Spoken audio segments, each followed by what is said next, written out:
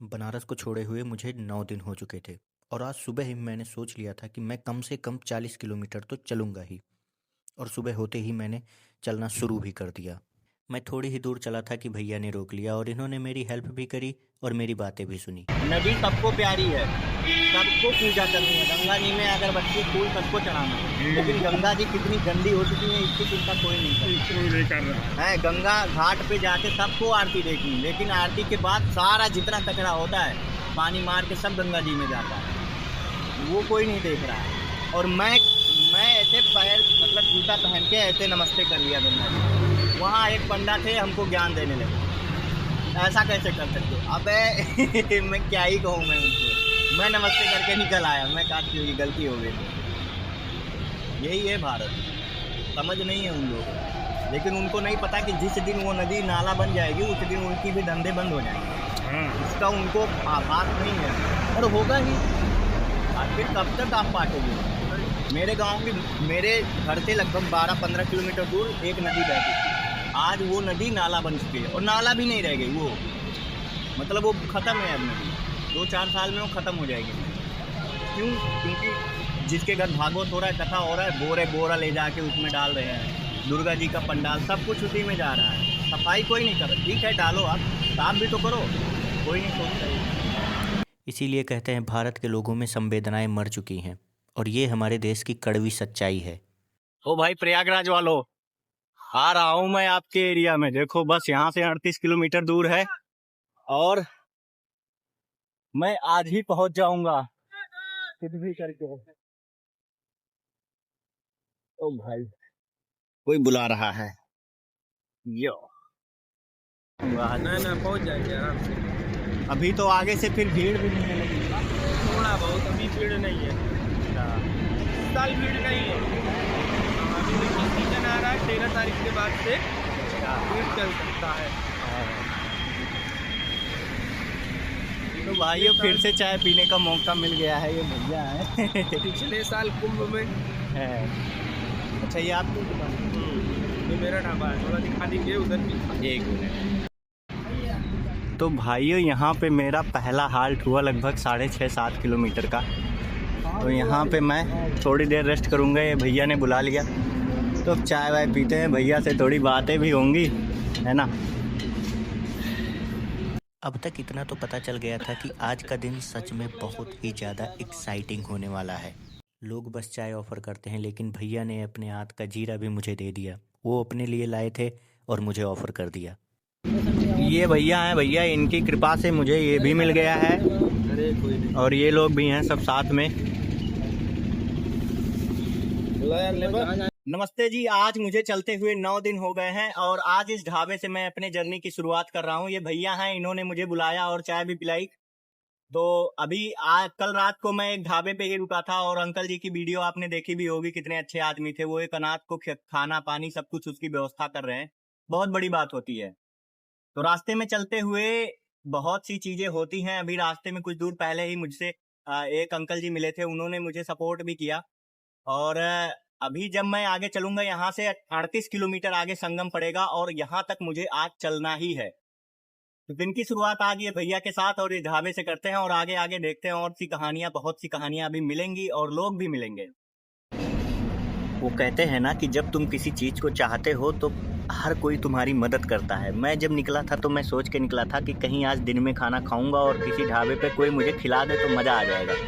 तो अभी जिस ढाबे पे मैं रुका हूँ वहीं भैया अभी मुझे पराठा बना के खुद ही बनाएंगे और अभी मैं पराठा खा के यहाँ से फिर निकलूँगा।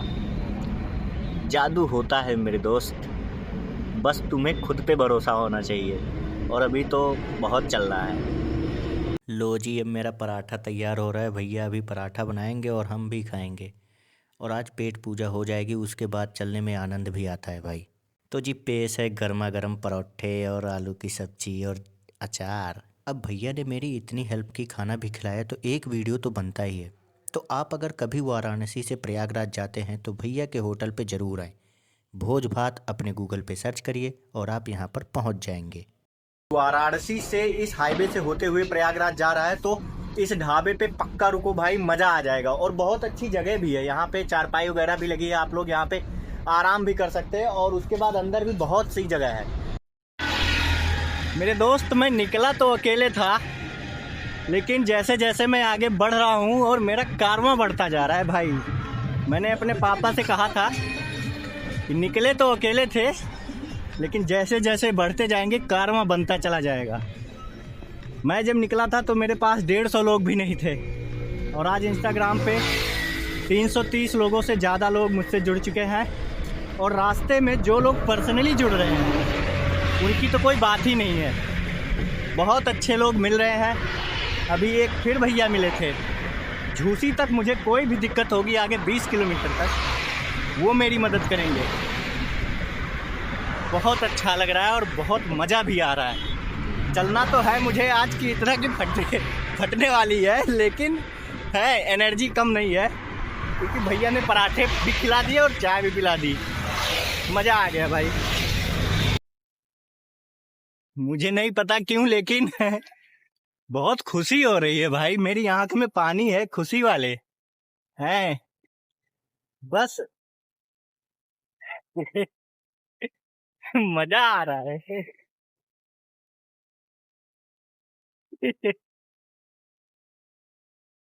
दोस्तों, मुझे चलते चलते 17 किलोमीटर हो गया है, और अभी यहाँ से संगम पड़ेगा लगभग 20 किलोमीटर, 20 प्लस ही है। बाएं घुटने में मेरे दर्द थोड़ा थोड़ा हो रहा है। बात करने में लोगों से काफ़ी ज़्यादा टाइम मेरा चला जा रहा है, क्योंकि कहीं पर भी बैठ जाता हूँ 15 मिनट 20 मिनट हो ही जाता है। अभी एक भैया मिले थे, उन्होंने अपने ढाबे पे रोक लिया, फिर वो पॉडकास्ट करने लगे। 20 मिनट घुस गया यार फालतू का। अरे यार, देखा भाई यार हमेशा कोई ना कोई रोक दे रहा है। अभी ये भाई भी कहने लगे कि कुछ खा पी लो, चाय पी लो। अब मैं रुकता, एक लालच होती अगर मन में। मेरे घर 2 साधु आए थे भाई साहब, उन्होंने अपनी खूब खातिरदारी कराई। उन्होंने एकदम फरमाइश कर करके, मम्मी पापा मेरे कपड़े धुलवा दीजिए, 500 रुपये से नीचे मैं लेता नहीं हूँ, ये खाता नहीं हूँ, ब्राह्मणों को छोड़ के किसी के घर में रहता नहीं हूँ। दुनिया भर के उनके नखरे थे और अपने आप को साधु कह रहे थे। मुझे समझ नहीं आता। मुझे सच में बहुत मदद मिलती है यार। मतलब रास्ते भर में लोग चाय पानी के लिए बहुत पूछते हैं, खाना भी पूछते हैं, खिलाते भी हैं।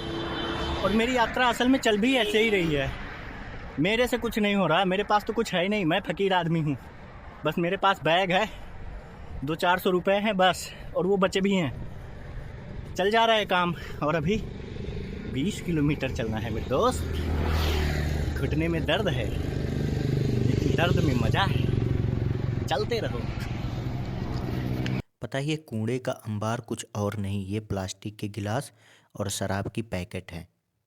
यहाँ पे शराब लोग पीते हैं और यहीं पर गंदगी करके चले जाते हैं। अपने दिमाग में भी गंदगी भर रहे और ज़मीन में भी। गुरु 23-24 किलोमीटर में चल चुका हूँ, और अभी मुझे यहाँ से संगम पहुँचने के लिए 15 किलोमीटर और चलना है मिनिमम। पंजे में अब दर्द शुरू हो गया है, एनर्जी करीब करीब ख़त्म हो रही है, तो मुझे कोल्ड ड्रिंक करीब पीना ही पड़ेगा। क्योंकि मैंने अभी सर्च किया तो पता चला कि एक दिन में अगर मैं 20 किलोमीटर चल रहा हूँ तो 3000 कैलोरीज मेरी बर्न हो रही हैं। और इनटेक कितना है? कुछ भी नहीं है। और इलाहाबाद में बहुत अच्छे लोग मिल रहे हैं सच में, लेकिन बड़ी गाड़ी वाला बंदा एक मिला। एक अभी पहले एक आंटी जी मिली थी, आंटी जी नहीं कहूँगा, मैम थी, और वो दिल्ली से आई थी। और अभी एक भैया रुके हैं आगे, मेरा वेट करेंगे स्कॉर्पियो से। अब मैं आपको डायरेक्ट संगम में मिलूंगा, तो अभी चाय पी लेता हूँ एक बार, और उसके बाद फिर मैं 10 किलोमीटर चलूंगा। फिर संगम में मिलेंगे गुरु आपसे, है ना, इलाहाबादी अंदाज में। चलते हैं।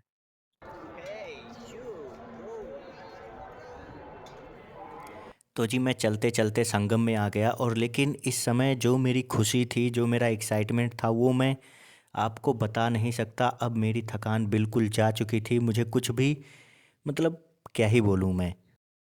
भी आपके साथ हैं तो मैं वीडियो वगैरह भी बनाता हूँ यूट्यूब पे। तो इसीलिए मैं सब बना लेता हूँ।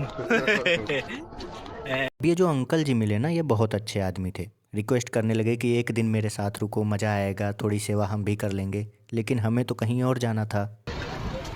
वो संगम आ गया। वो भाई मैं आज 40 किलोमीटर पैदल चल चुका हूँ, वो भी अपने 18 किलो के बैग के साथ। मेरे अंगूठे कट चुके हैं, लेकिन मज़ा आ रहा है। बॉडी में थोड़ी सी भी थकान नहीं है। आज मेरी यात्रा यहाँ, ये गंगा जी नदी बह रही है नीचे और मैं उनके ऊपर से, पीपा पुल बना हुआ है, मैं जा रहा हूँ। तो अगर कोई यार प्रयागराज से देख रहा हो, मैं 13 तारीख को प्रयागराज से निकलूँगा अपनी यात्रा को आगे करने के लिए। तो यार मेरे 500 फॉलोअर करा दो भाई 13 तारीख के पहले। कुछ ज़्यादा नहीं, बस 150 ही बढ़ाने हैं, ठीक है। मैंने आज तक अभी इतना पैदल कभी नहीं चला हूँ और ना चलूँगा। मज़ा आ गया भाई। अगर ये देख रहे हो तो बहुत बहुत धन्यवाद यार, फैला दो, मज़ा आ गया। तो जी ये थी मेरे पैरों की हालत, और इसी पर आज के वीडियो का अंत करते हैं। बाकी संगम में क्या क्या हुआ आप कल के वीडियो में देखेंगे। अब तक अगर आप यहाँ तक रुके हैं तो आपका बहुत बहुत धन्यवाद। कमेंट सेक्शन में एक छोटा सा दिल छोड़ के ज़रूर जाएं। Thank you.